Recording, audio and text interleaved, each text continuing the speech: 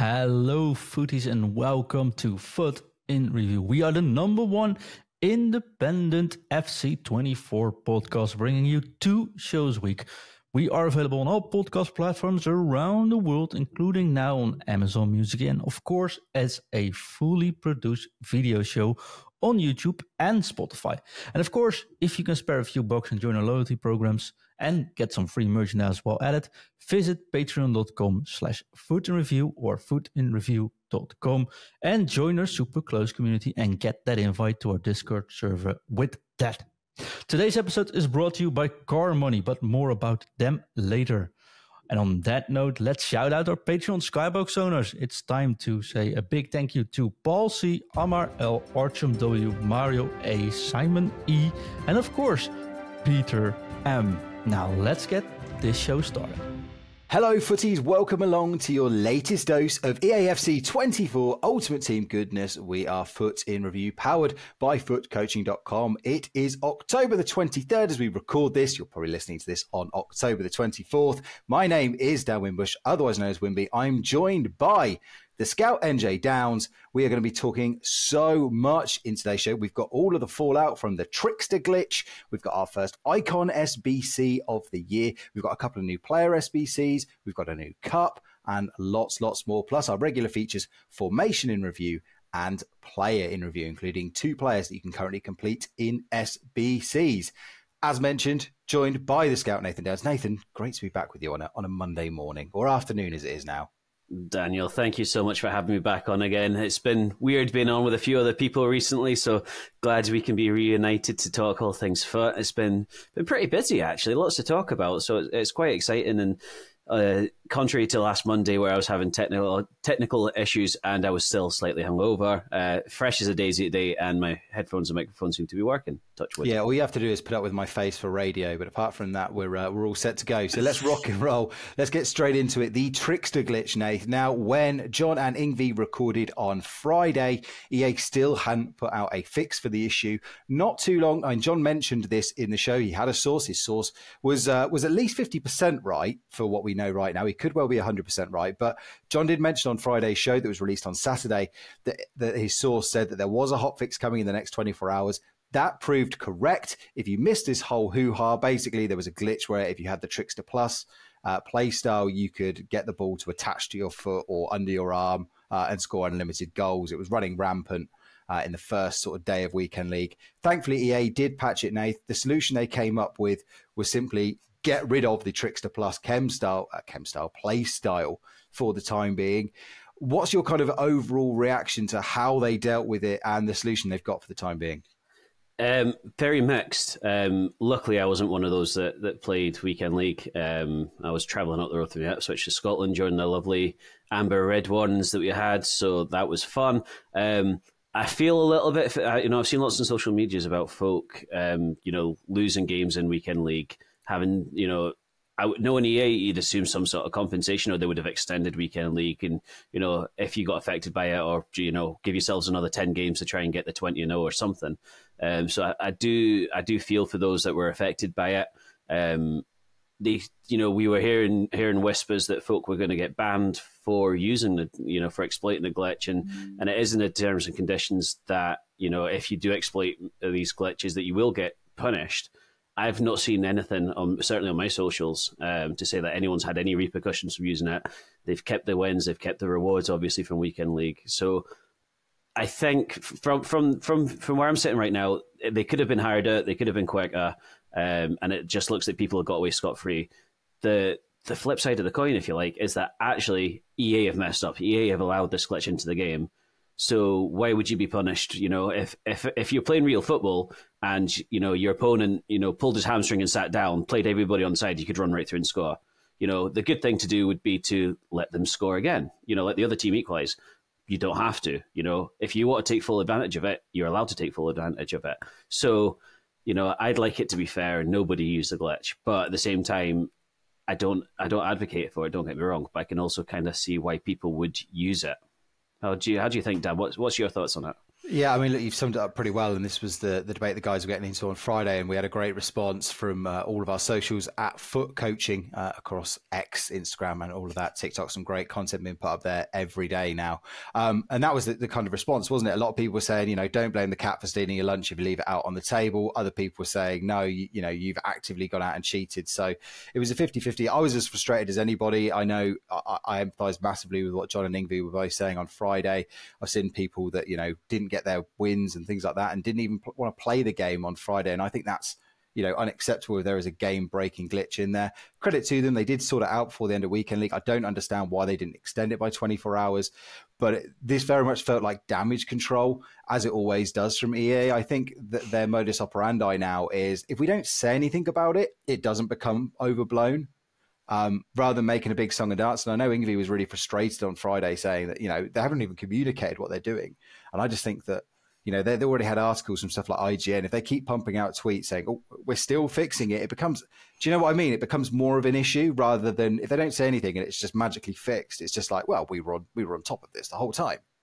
Yeah, it's. I see what you're saying for that, but at the same time, there's no, we say compensation a lot because they do just fire out packs randomly for things, but there isn't anything to make it better for those that are affected. So even, like you say, keep it quiet almost, there's a glitch, all right, okay, just fix it. I don't think anyone would really bother too much if you had faith and you had confidence that EA were going to go, right, we fixed this, and then even 12 hours later, we were aware of this bug or this glitch or whatever, we have fixed it, and, we're going to do X to stop this happening again. For those impacted, you'll get Y. Do you know what I mean? Like, there's definitely ways around it. And, for a company like EA that's as big as it is, and, FC24 is huge. And I know some people having their gripes with it, and, rightly or wrongly so. But it's a massive game. So, they're a big company that should have the resources to deal with this adequately. And, I'm trying not to EA bash, but I do think it could have been handled better.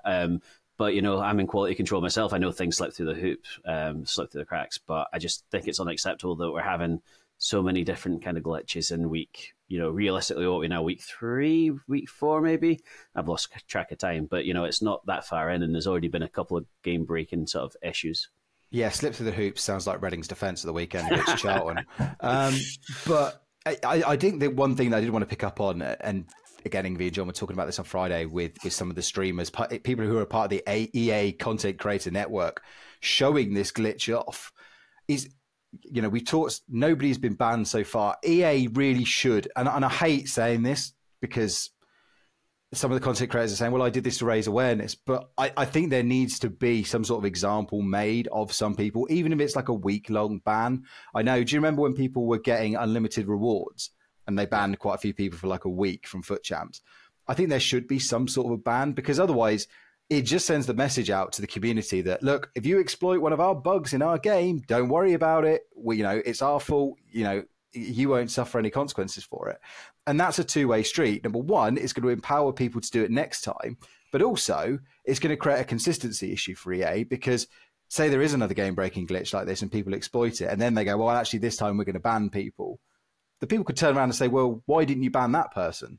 Do you know what I mean? And I don't think, I'm just going to say, I don't think EA care that much about consistency, but I think as a community trying to, almost govern ourselves, it's some consistency and some knowledge would be nice, so that we can tell people when they come to us saying, oh, someone's done it to me, should I do it back? It'd be nice to be able to say, don't do it back, whatever you do, because you might get banned. Whereas at the moment, that lesson isn't out there. So we'll see how it does. We'll see how they re-implement the Trickster Plus playstyle, because again, I feel a bit sorry for people that, I'm sure there are people that use the likes of Neymar and Ruffalo and Alisson Maximin to actually use the skills and the tricks properly, and they're being denied those abilities right now. So hopefully it does get sorted. We'll, of course, keep you updated here on Foot in Review and across, again, all the socials as mentioned. Let's move on from game-breaking glitches to something that will probably make you smash your desk in frustration or jump for joy. It is the Icon SBC. It's the first one of the year, Nath. We had the Hero SBC. What was it? The 87 Max Hero? It was a wee while ago now. But no, it was 87 Max, and the Icon sort of followed suit, hasn't it? Exactly, 87 plus Icon SBC. Now it's coming in at around about, what is it, about 130, 140k? Yeah. Two squads. With. Two squads, 85 rated and 86 rated, I think it's saying. So 150k it's coming up with, apparently. Yeah. So we were looking through it before, weren't we, saying what's a win and what's an L? Dan, I have some inside knowledge that you have. You've done this pack, haven't you? Who did you end up with? I mean, look, I resist. Let's go through the thought process here before we talk about it. So I looked at it, and I think the best player was Fernando. I think Fernando Torres, Michael Essien, I think Claude Makelele were some of the best players to get. Obviously, it excluded a lot of the really big guns because effectively icons are already at the mid stage. They've kind of given everybody a mid icon card. So this time last year, we were looking at baby icons. The good thing is that actually, Nath, I don't think even the most quote unquote horrendous player in this is borderline. Even if you've got an Ian Rush or a David Trezeguet, you could still use them, I think, in week 4, week 5. I'm not saying there'd be amazing upgrades on what you have, but I think every single icon in this pack is usable. And this is something that I talked about, and I know we talked about last year, saying to EA, please make icons, these worse icons, accessible to people from an earlier stage, so that there is a point to Lampard, that there is a point to Trezeguet and Rush. And they've at least done that and made it a price point that is pretty affordable. But on the flip side, again, me and you are both in the lucky position where we've got good rated teams. My team's worth about 3 million. I think yours is, well, yours could be worth up to about 6.5 million if you wanted it to. But, right now you're hoarding your coins like a dragon. So for our point of view, there wasn't too many pulls out there that made a big difference. And I'd completely rinsed through my fodder, completing Son and Declan Rice last week. So I had nothing left. But this morning I was bored. And what does boredom lead to? What do they say? Idle hands, idle minds, something like that. Can't even think of analogies at the moment. But I did it anyway. You were goading me into it. I did it. And I pulled Rijkaard. Now, my initial reaction to getting Rijkaard was, well, that's an L. Then I looked at his price, and he's actually close to 500k. So apparently it's not an L. And I think, again, this goes to the point of we really have to reevaluate some of these icons. Like John Barnes, who I tried out over the weekend, is 400k and a really good usable card because of the play styles.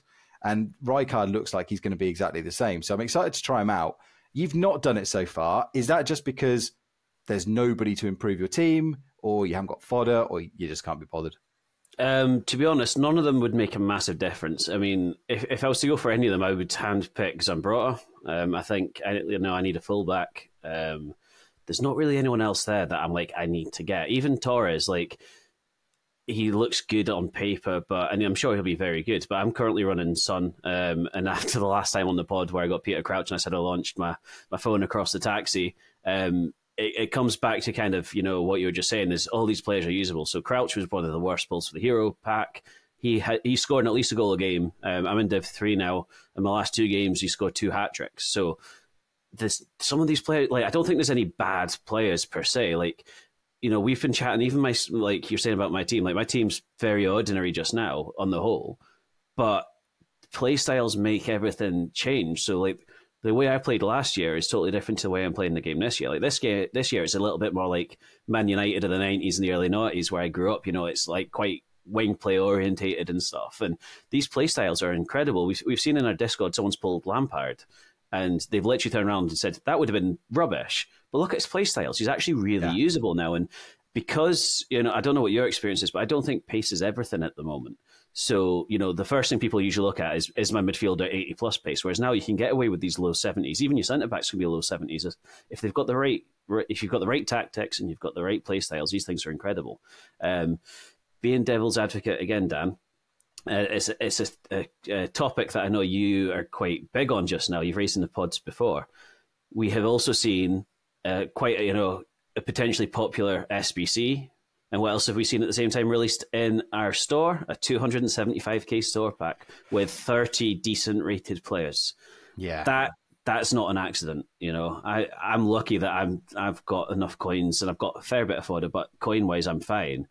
But that's tempting. If you see an icon pack, you see the store pack, it's got to be tempting to be like, I'm doing that store pack so I can complete the icon pack, which isn't overly expensive. I think it's actually really well priced on the whole, but it's no accident that these two are released at the same time. Oh yeah, and look, especially with the cost of fodder being absolutely through the roof. I've said before, I can't remember if it was, I did a stream the other day, and I can't remember if it was on stream or on the pod, but some of this is beyond EA's control in that they didn't pick Son and Rafael to be player of the month. They didn't pick two massively meta players to be available as SBC, so that was beyond their control. But they did pump out the Hero SBC, the Icon SBC, and lots of other, Declan Rice, who's a decent, usable Prem player, Xavi Simons, Alvarez.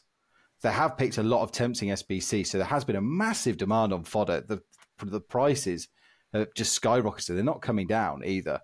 They won't be down for a good few days. It's going to take a while for supply to catch up. And Ingvi talked about it. The fact that people aren't getting as many tradable packs either means that there's, the market's not getting flooded with these either. So, yeah, I don't like it. I don't want to go as far as describing it as predatory, but it's borderline predatory because you are taking advantage of people being scared of that FOMO factor, which EA have always done. But this is the most hard they've pushed it. This is the most hard that they've really gone, oh, you don't have fodder. You know what would get you fodder? This store pack. And I think the very worst thing for me about these store packs, Nate, isn't that they're available. It's that they're untradeable because they don't give people value for money. It's like paying, if I went into paying like 30 quid on a t-shirt that would only last me 4 weeks, I'd go, well, I don't really want to buy that t-shirt. It's only going to last me a month. And that's effectively what these untradeable packs are. Because yes, look, you might hit the jackpot and get an Mbappe or one of these top trailblazers. But I've seen enough streamer packs to know that you're probably not going to. Most you're likely going to get fodder, and maybe you'll get a goal player like, I don't know, someone like a Rashford maybe that might last you 6 weeks. And then what's your 20 quid or 30 quid got you, Nath? It's not got your coins back. It's got you a few players. You could say they have financial value, but not like the old days where, okay, there were 100k packs, or they might release ultimate packs on Black Friday, but at least you had value out of them. Yeah, I think that's a big thing. Put this tradable. Get what if instead of being 175k on tradable, 200k. I know we're not a big fan of this, but 200k in tradable, at least you can make it back. You can either hold it and sell the fodder at the times, like you say. If you get high rated, you can do whatever you want with it. I think the untradable thing's wild. I think it's quite poor taste at times. And they're not mixing up. They're all untradeable. All these packs are releasing are untradeable. Sometimes they could release untradeable, but then fire out, every second one's a tradable pack. So then you can think, well, actually, I'm going to hold whatever. I mean, I don't want to get, we've spoken about it a lot, so I don't want to get bogged down. It occurred to me last night, and you're a bit more aware of this stuff than I am. But it's just when I was looking, and I just looked through because I had to go obviously to my preview pack. So I went and looked at the promos and see what was there. And I just thought they bring out the super juicy one when there is a lot of things to do right now, and there's no wonder people do get tempted because it is tempting. Like I'm tempted to open it with my coins, and I'm like, the only reason I'm not is because I just think it'll be a waste. I'd rather put those coins straight into the Icon pack, which is coming in at less than the actual store pack, and I know I'm not going to get the Mbappe, but realistically, you're not going to get the Mbappe anyway. Yeah, exactly. And I was the same. I opened one of the 85k packs. And look, I can understand the argument. Some people say, well, don't make them tradable because if you do, it's going to completely screw up the market. It's going to create an absolute pay to win scenario of people that can just buy these. They've got the disposable income to keep buying these tradable packs. So I do get it. But at the same time, I always just think, well, okay, we'll make it, instead of you can pay 300k for the tradable version or 100k for the untradable version, kind of try and balance it out that way. And we've got live listeners in our studio, our Discord, including Hippo. He says the other reason for untradable packs is the market effect for traders. And again, it is creating this whole fear around, I don't want to buy these promo players because what if EA drop a 100 rare gold player pack? Yeah, and no, so it's wild. My investment will drop. And me and you are the same. We don't like buying players because we're worried about the drops. Yeah, absolutely. And I know you and Shaq talk about the market a lot more, so it's more than I'll go into just now. But I'm now taking the approach that if I'm getting a big player that I want to try and flip, I'll buy one of them, and he's got to fit my team. Because if it goes south, at least I can use the player in the team, and I don't mind losing 100k, 200k on a player that I'm going to get 100 games out of. But trading's really hard right now. You guys are killing it in your instructions, and your show's kind of helping me get through like the flip side of things and stuff. But trading is not as easy as it has been, and I think that's also a deliberate play. I think Hippo's quite right that it is to affect these traders that are making money, especially these paid trading discords and stuff that you're seeing. Much rather go to a wonderful discard like ourselves that you get trading advice in, but you also get everything else. The trading isn't the main pull of like Foot in Review or FC or whatever we're doing now. But we have tactics, we have coaching, we have general chat, SBCs, everything. And I think that's great. But, these dedicated services, I was speaking to one of my friends who has his own trading Discord, and he said it's been really hit and miss with him. Like, he's had a really good week, but he's had 2 really bad weeks because, the market's just strange. Yeah, and there's no template to follow either. We don't know. I mean, nobody some people would have predicted it maybe, but, we hadn't seen that this volume and this going hard for different kinds of store packs at the start of a game cycle, never, in Ultimate Team history. So there is that unpredictability. And again, some people will say, well, traders deserve it, or whatever. And I can understand that point of view as well. So I do get there are different sides of the coin. But yeah, I don't like it. It doesn't leave the best taste in my mouth seeing constant store pack, because I worry about the most vulnerable. I worry about the people that are chasing, that are not getting pack luck, and that are just digging deep into the wallet again, or spending their hard-earned coins to get absolutely nothing. And I just think, I don't think that's particularly on. But look, they're a business, it's open market, yada yada yada. We choose to do it, or whoever opens them chooses to do it. So EA do have controls out there for people that are concerned about their spending and their activity. So that will be their response, and that's what we'll have to go with. But look, as mentioned, if you do want to listen to the show live, patreon.com/Foot in Review, sign up. You get Discord access at any of our tiers. Of course, different tiers get you different benefits as well. If you join in the supporter tier and above, you get access to the trading show, myself and Shaq. We do at least one show a month. It's usually about fortnightly at the moment. And as Nath said, we're not really all about, go buy X, Y, and Z. It's more like, well, here's how you can make money all year round. Here's the strategies that work for us. Here's what doesn't work for us. Here's why the market tends to react in this way. So we're very much about teaching you to fish rather than handing you fish. But patreon.com/Foot in Review for that. Nathan, we've got lots to get into. We've not even got into the player SBCs that have been released over the weekend. So we're going to get into that, and of course our player in review and our formation in review, all after a word from our sponsors. This show is sponsored by CarMoney, the car finance ninjas, fighting to make cars affordable and accessible for everyone, no matter your financial situation. Nikki, the car finance ninja here, compares the top car finance lenders in both the UK and Australia to get you the best possible price so you don't have to, and they can get you approved fast. All you need to do is choose your new car and drive away happy. Get in touch with one of their friendly ninjas and start your car finance journey today. Nath, let's continue where we left off. We talked about the Gamble SBC. Now there are 2 players you can get guaranteed, Iago Aspas and Xavi Simons. Out of the 2, which one is the more appealing to you? So I actually really like the look of Aspas, apart from, Ingve, the fact he's an old Liverpool player, so I'm absolutely not touching him. But Aspas has, he's got actually really good stats. His pace is solid, 85 pace, but obviously you can boost that with chem style. Shooting, I think if you put is it a hunter that you meant to put on him? I think it would look really good with a hunter. So he'd be a 90 rated with a hunter, but his pace would be, 90 acceleration, 96 sprint speed, finishing 99, very good positioning. His dribbling's already pretty cracked. His agility's very high. His reactions is high. Ball control's great. Dribbling's great. Slightly low slightly low balance at 75, but apart from that, even his passing's, solid. It's brought down by long passing. I think on the whole, if he's a 4-star weak foot, 3-star skills, which suits some, doesn't suit others. At this style, at this stage of the game, I think the weak foot's certainly more required than the skill moves. But out of the 2, I think that's a very solid card for 80, 85, 86k. I don't think it's bad at all, apart from his history. Yeah, I mean, it's a I keep saying chem style. I'm going to keep saying it, folks. I'm sorry. It is a play style that people are really getting on with that finesse shot plus. It's why lots of people love Son, lots of people like Salah, lots of people like Antoine Griezmann.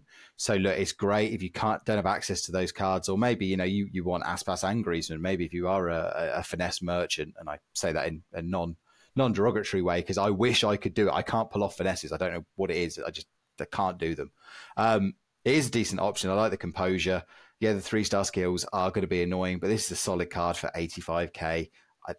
Again, it's three sections as well, so you do get 3 players back. That small gold players pack, a small Electrum players pack, and a small Prime Electrum players pack as well. So chances are, Nath, you're probably going to offset at a minimum 10% of the cost of the SBC.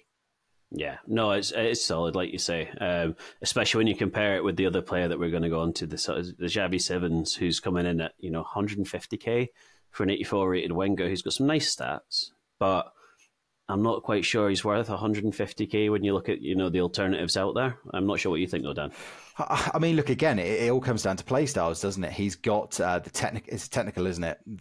Technical plus. Yeah, the technical plus one for if you do like using R1 dribbling is absolutely immense. If you've used players like Musiala, for example, Joe Cole's another one I've used with it.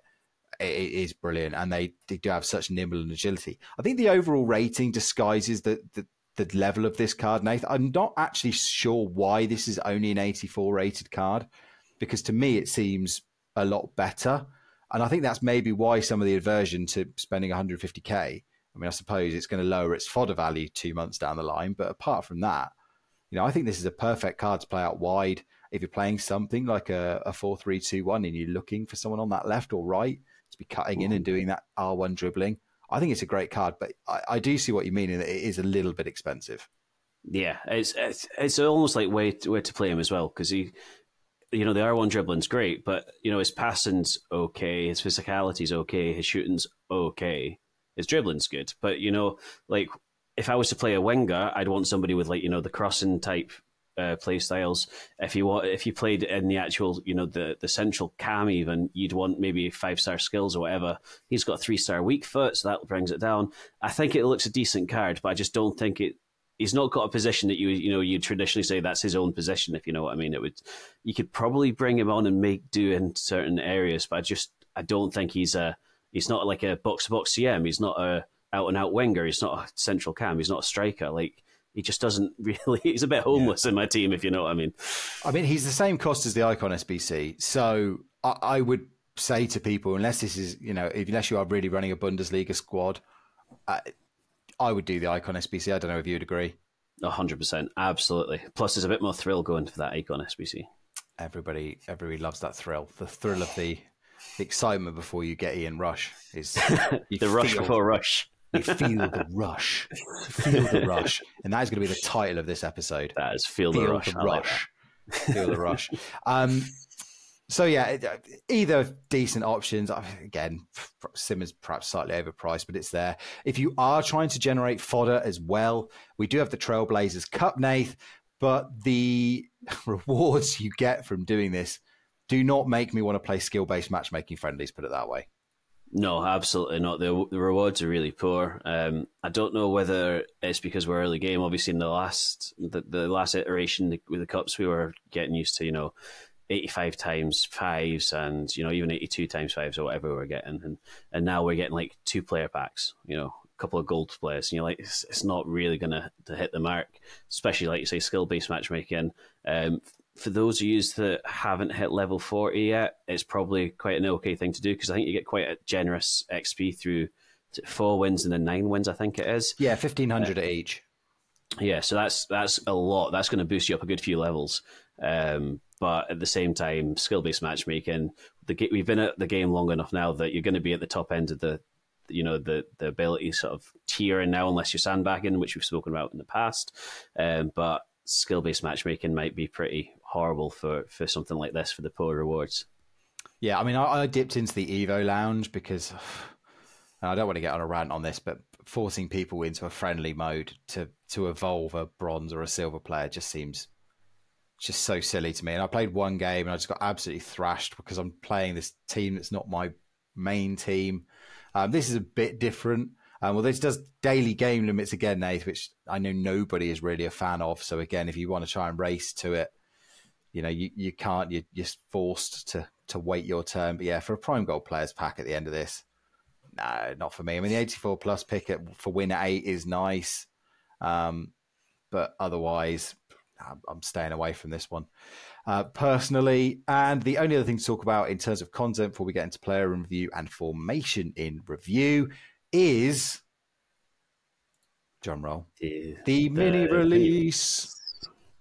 Emphasis on the mini here, Nath, because I think your excitement levels at seeing these players will be minimal. Yeah, I mean, I wasn't even aware. I knew they were going to do a mini release, but I hadn't seen anything on socials about it. And to be honest, you're not missing an awful lot, are you? Mahrez will be the pick of the mini release. He's 45k for the 87 rated right mid. 5-star, 4-star, nice. Medium, less nice. 49 aggression. I think if he tackles you, he's taking you out to dinner to apologise after, isn't he? It's like, yeah, that's a no for me. You've got Tuma. I don't even know if that's how you pronounce it. A centre mid, a French centre mid from Ligue 1 that, he's got 5-star weak foot, looks meh. He's 11k. Although apparently he is the first Maltese special card in foot. Was he? Collector's is that a item. Flag? Huh, Yeah, I thought it he was is. French. Oh, so it is. I never It's even the dark. noticed It's the dark back. It's the way that the Trailblazers card looks, isn't it? Yeah, it looks like it was bluish. French. Yes, he's the first Maltese. So great if you're a Malta fan, but for anybody else, that's not going to help you with the links. Not doing it, nah. And then there's Golovin, who always seems to be around at this time of year. Again, 11k. He looks okay, but nothing any better than what's already out there. 71 physicality again. You sneeze on him and he falls over.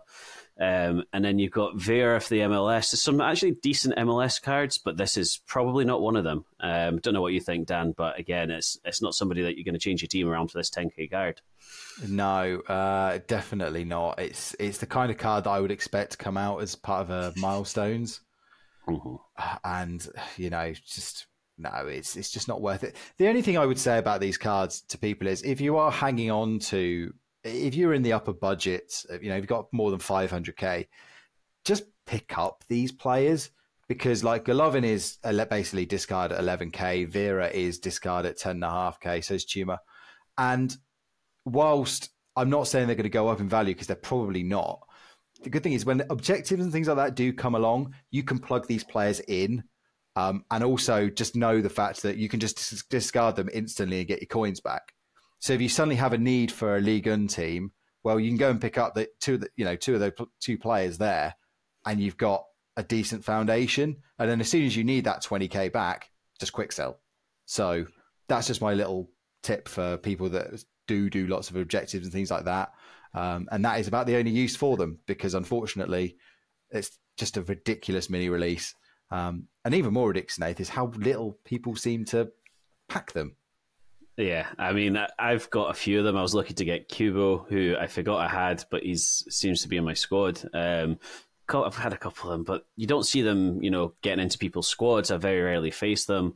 The one I do face most, me and you have both done, Declan Rice, who's there, and that'll be talked about in a bit. But there's nobody out here, and I hit level 40 today, and I had to message you to be like, what do I take? Because the players, they look solid enough. The boy for Wolves, I thought looks all right.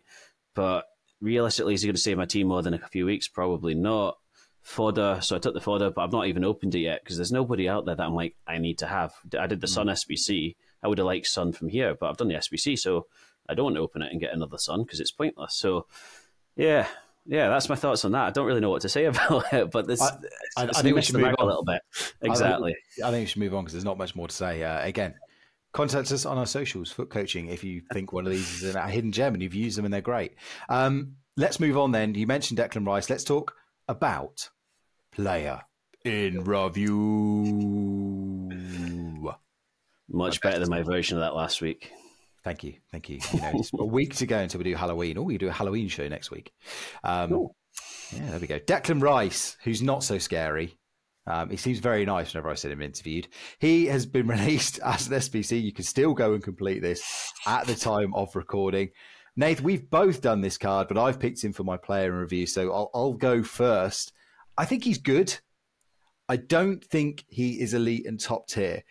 And again, I come at this from a very lucky position to be able to afford players. And the two players that I've used in his place in the last week that I've found better results are, one is Bastian Schweinsteiger, who is 400k. So again, probably out of a lot of people's budgets, I understand that. The other one is Inform N'Golo Kante. And I would take N'Golo Kante every single day of the week at DM. I think he's a hidden gem, and I don't understand why he's 100k. But as for Declan Rice, he's not bad by any stretch of the imagination. Passing is decent. Power and physicality is really good. Stamina is obviously great on the card. Can keep the ball ticking over quite nicely. There's just a bit of an agility thing for me, Nath, in turning in tight spaces and kind of looking to pivot quite quickly, where I just find him a little bit clunky. But I know by the faces you're making, for those of us watching here on YouTube, that you don't necessarily agree with me. No, to be honest, there's not often that I disagree with you, pal. But on this, I'm not even going to say I think you're wrong, Dan. You're wrong. Like, he's incredible. Like, he is incredible. I did him. I think I'd unlocked him before you did, and I said he was a must-do. I think he's everything that you want in a CDM, especially the way that I set up, and we'll talk about it in formation review. But the way that I'm using my midfielders, like he's a CDM, but he can be a box to box. He's everything that you want. You know, he plays above the stats because some of his stats are low in certain areas. But I just think for this stage of the game, he's one of the complete midfielders. He's popped up with lots of goals, albeit that I love a header, and he's one of those that likes to, you know, throw people out the way and ragdoll them for a header. But I've had really good results since bringing him in. He also just brings in sort of the English chem, which I've had. You know, Waterman in the chat says chem, and yeah, he's very easy to link being Arsenal and English. But I am a massive fan. I don't know if he's still available. If he is, and you need a CDM, there you go. If you need a CDM, or you want an English link, I would highly recommend doing him. I think he's unbelievable. Yeah, he's available to the 29th of October. And again, I think I don't want to be too down on this card because I'm not. I do think he is good. But as I said, if you offered me to go and buy that Kante card or the Rice card, I would take Kante and 50k spare change. Because the agility, and you can tell that agility and balance combo is evident to me. The 57 agility, the 68 balance, you feel it. And I just prefer the mobility of Kante. Maybe that's because I'm running a 4-3-2-1 and Kante is kind of a bit more solo. I think if I was running something like a 4-2-2 or a 4-2-3-1, where Rice was a lot more facing the play and wasn't having to turn a lot, then I would probably enjoy him a lot more. But when I need that kind of central pivot, I don't know, Kante's passing isn't the best, but he has got the mobility. But no, I agree with you, and Waterman saying as well, I think he's a card worth doing if you need the Prem and you need the links, because I do think he's probably easily in the top 10 CDMs in this game at the moment. But I think, again, just for me, looking for a top 5, he just doesn't quite crack it for me. The one thing, putting my foot coaching hat on, if you use the R1 or is it RB for you guys, and right analog stick, that is something to help sort of counteract that. Because if you do that, that's your first touch, and it takes a bit of getting used to. But if you can utilize that, you can always generate a bit of space for him. But like, he plays next to Beckham for me, so I don't want him kind of gallivanting everywhere. I want him to win the ball back, batter people basically, and give the ball to Beck. He's going to spray the passes. So it does kind of depend on your play style as well. But I just think he's very, very good for this stage of the game. Yeah, look, I'm giving it a thumbs up. I think it's probably about 50k more than I'd want to pay for it, but I would still give this one a thumbs up. So if you are on the fence, I said you do need the links, you do need that CDM. I said I'd easily put him in the top 10, but I just think he's that stage below elite. But another SBC that's going to be tempting people at the moment, Nath, I should say Rice is available, by the way, until the 29th of October. Another one that's been tempting people, and one that you've gone for, is Laurent Blanc for your player in review. Yeah, absolutely. I mean, Blanc at this stage, every time, we used to have Baby Blanc, which was a bit of a monster as well. This one's obviously the only style. He's coming in at just under 450k. He's unreal. Originally, I paired him with Van Dijk, but I sold Van Dijk when he went out of packs and his gold card, rose. He is unreal. I've kind of got a bit of a thing where I'm going to do all the United sort of relevant players, and obviously Blanc finished. Well, I don't know whether he finished his career, but he certainly towards the end of his career played for us. Thought I'll get him in. unreal. His pace is 78, so you think that might be low. I've never noticed him be outstripped. He is a bully. I think he's got some very good play styles, hasn't he? If my computer would work. Yeah, so he's got Anticipate Playstyle Plus, also got Jockey, Bruiser, and Aerial. So very good combination. He's just very hard to get past. I'm running him and Chiellini for the Bundesliga. I'm running at the moment. Chiellini's unreal. He's a hidden gem. I've said that before. But Blanc just seems like you can't get past him at all. He just does everything right. He's always in the right place. He's always, he's hard to actually evade. If you can utilize your team press as well, you can actually go out and face up with him, and he still manages to call his teammates to come and help him out at times. His dribbling's okay. His short passing 79, his long passing's 80, so it's adequate for a centre mid. I just think you can't go very wrong with this at all. And being a former United player, how cool is that? The question that I would put to you though is, if you were somebody who would have to put everything in their club, would you do Blanc, or would you be tempted to go for two other French defenders? One is Jules Koundé from Barcelona, who is about 180,000 coins, so just under a third, around about a third of the price. And the other one, who's even cheaper, is Raphael Varane. Now, again, would you rather have both Varane and Koundé for your cash with time to spare, or do you think Blanc provides that next level? So I think with the playstyles and everything that Blanc's got, are you talking about the new Super 500k? I was talking more about the gold one, to be honest. Just the gold one that's 180k at the moment. Yeah, I mean, I think Koundé's high though. So if I'm going for a centre back, I'm not touching high. Unless it's a super version of Sergio Ramos, because he's just an absolute bully as well. I don't like high on my centre back. Sorry, I want high defence, medium to low attacking, because I don't want them gallivanting all over the place. So Koundé is a no for me. I never really got on with him. Varane I had with Van Dijk, and Varane is also very good. He's not as juiced as I don't feel he's as juiced as he has been in previous years. It depends. I'm very fortunate. I'm sitting on 4.5k plus Lisa Azu. So, by the time I do that and sell ups on the fodder, I'd be about 5 mil. But I would still say, if you can comfortably afford to do it, Blanc, I don't think anyone's really, pushed past my defence. And usually when I concede a goal, it's because I've done something completely stupid, rather than, Blanc's easy to get past. And, the AI on him's still very, very good. I would happily say that's going to last me probably right through until, team of the year. I don't see any need to replace him. Whereas Varane, I was thinking you could probably get a better alternative. We're saying Van Dijk's already better than Varane. So I like these bigger sort of defenders as well, though. I think, the size and physicality of them, speaks a lot in this game, especially when you can have the head and meta and the advanced defending where you can kind of just not muscle people off the ball. I think there's a lot to be said for that as well. So for Blanc all day for me, and Varane's a United player just now, so I would take that too. But, maybe I should run the both of them together, to be fair. Well, the good thing is you can try out Blanc's loan card. So again, I would very much advise anybody that's thinking of doing this SBC to go there first. But that wraps up Player in Review. Now it's time for Formation in Review. I really need to work on my voices. Yeah, it's very similar. I think we need to try again. I was trying to go robot-y with Formation in Review. But, look, maybe John will tidy it up in post. Let's talk formations then, Nath. I'm going to let you rock and roll first on this one. Cool. So I'm going to sound really boring because I do most Monday shows at the moment. 442. We are looking to get this released. I'm not sure if it'll be this week. I'm going to try and capture if I get time to play, but it's a busy week coming up. But the 442 it was a Patreon exclusive, and we've had a few tweaks, and obviously now we've had the new patch and time to bed it in. Unreal. Especially if you set it up right, and we'll go over it in the videos. But the key, if you get the right play styles and that, I'm a wing play person. I am now rocking Peter Crouch up top, like we've said. So Crouch and Sonny up top. Like I never thought, me, I love to chase the meta, and that's not a side that I thought I would have.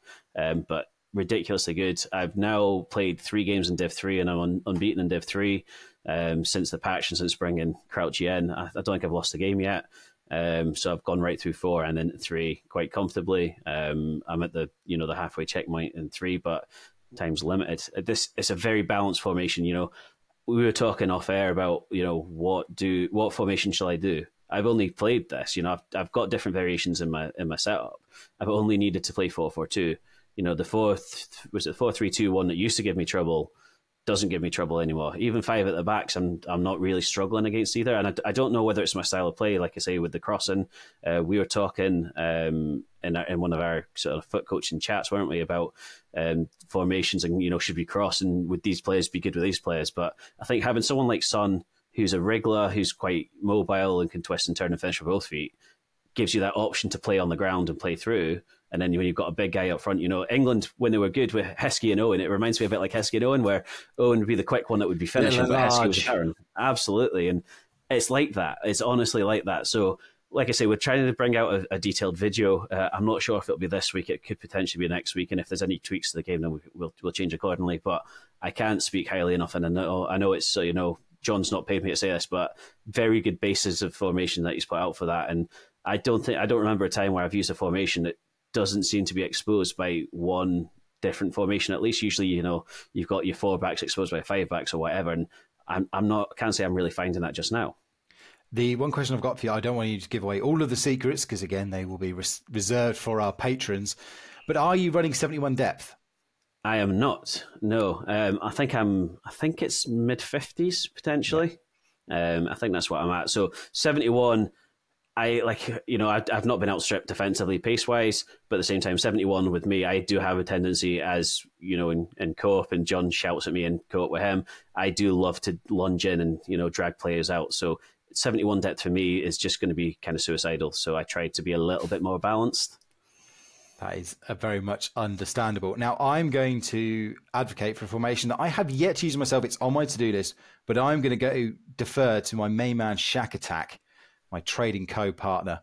And he's been running the 5-3-2. I know, reserve your tomatoes, everybody. I know he's running a 5-back. He's running a band formation. But but as Nath gives him the thumbs down in the video for you people listening on audio only. But Shaq came across this formation in draft and really liked it. And he's given me some sort of pros and cons for the show. He said, pros, no one uses it, so we will have no clue what it does or how to stop it. CDM stays back and mops up with the 3 centre-backs, which allows the full-backs to provide the width. In high pressure, you always have a full-back who is free and already in the opposition half. But the cons are you need the right kind of players in each spot. And he sort of elaborates here. The full-backs need to be agile enough so the likes of Walker won't cut it. One of the CM has to be a tremendous passer, otherwise the formation won't work. Someone like Kevin De Bruyne is ideal.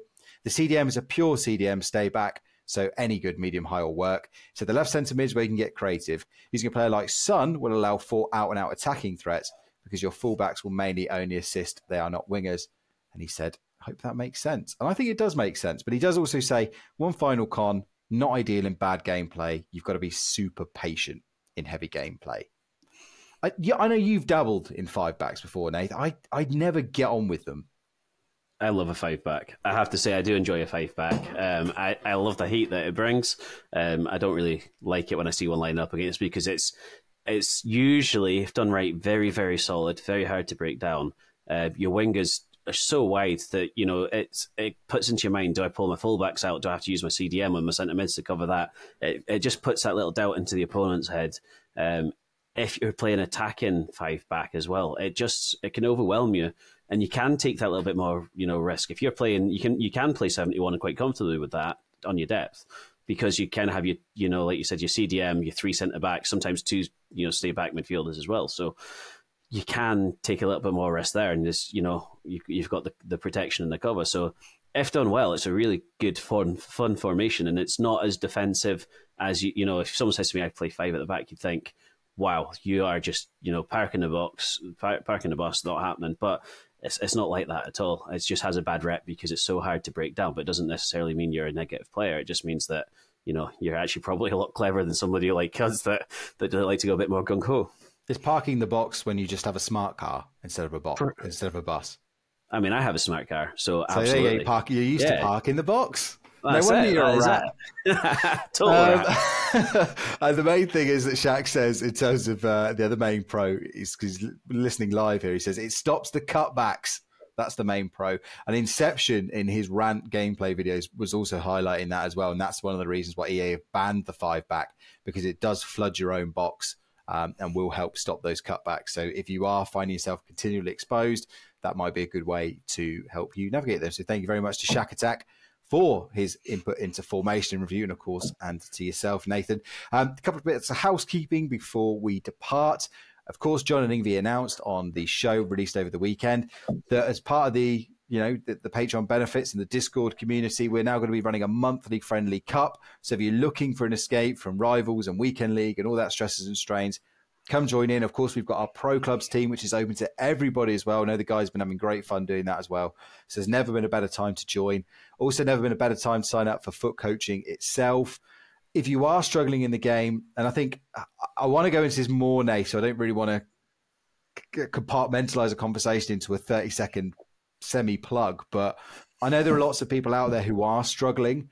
And I think my big advice to anybody that is really struggling is try and record your games and actually go and have a look to see if there are things that you're doing consistently that are getting you into trouble. So a good example for me was last year, it might have even been the year before, continually conceding. I had a session with foot coaching and John quite rightly pointed out, why are you bringing your fullbacks out all the time? You're just bringing your fullbacks out. And all it's doing is people are 1-2 passing around you. And I hadn't even really noticed it. And it was only when I actually sat back and watched the footage that it pointed out. And again, the tools that guys at Foot Coaching have are fantastic. The same kind of analysis you'd see on like Monday Night Football or even like in a briefing room for Jurgen Klopp or something. It's exactly the same software. And they can point that out. So if you are struggling and you're just doing the same things over and over again, that's probably the point where you need to take a step back and say, well, what am I doing wrong? But anyway, I'm sure John and Ingvi, or John and whoever guests with him on Friday will get into more of that. So again, footcoaching.com, lots of different options available for coaching packages. The likes of Nathan coaching you one-to-one. So please check that out. They'll answer any questions as well. It's not a case of pay us first and we'll tell you later. It's very open book in that regard. Of course, patreon.com/foot in review for us as well. The show will return on Friday. For our Patreon members, it will be released Saturday to the general public. A new promo, Nath, we don't know much about. We don't know what promo is coming, do we? No, I mean, I've tried to find the leaks so far before I did the Icon SBC or not. I can't find anything, and obviously before I open my fodder packs. So I still don't know whether to open my fodder packs. I think I'm going to hold, but it's quite exciting that we're only a few days away and there's a promo we're not sure. Oh, Shaq, do not ruin it. I'm not going to tell you listening, but Shaq has just put one in the chat. Yeah. And to be honest, all I will say is if it follows similar to last year, I'm going to hold my fodder pack again for another week because that didn't do anything last year either. There we go. Spoilers. We're not going to ruin things. Not going to leaks. But yeah, it's one we've seen before. We'll put it that way. That does wrap up the show for this week. As I said, we'll be back again in the midweek. I may be recording a trade show with Shaq Attack probably next week, maybe this week. He's listening live, so I'm just springing this all on him now. But it's probably more likely to be next week, given my schedule this week. But of course, Discord full of trading advice, tips and hints and things like that. So head over there now, and I promise that is my plugs at an end. A big thank you to all of our patrons, to our sponsors as well, to everybody in the community. It's been fantastic. Everyone is there picking each other up. There has been lots of struggles, and again, if you are struggling out there, you are absolutely not alone. Don't feel like the gate that you've just suddenly dropped off and you've lost a step, because there are very experienced players in our Discord, players that have been used to getting 11, 14, 16 wins that are struggling. And it's taken a big adjustment for people. So stick with it. Do your best to try and improve. And if you are really not enjoying it, take a break. Lots of great games out. Always come back. As FIFA has shown, EA has shown, there's always ways to catch up. So look after yourselves out there. Nath, where can people follow you?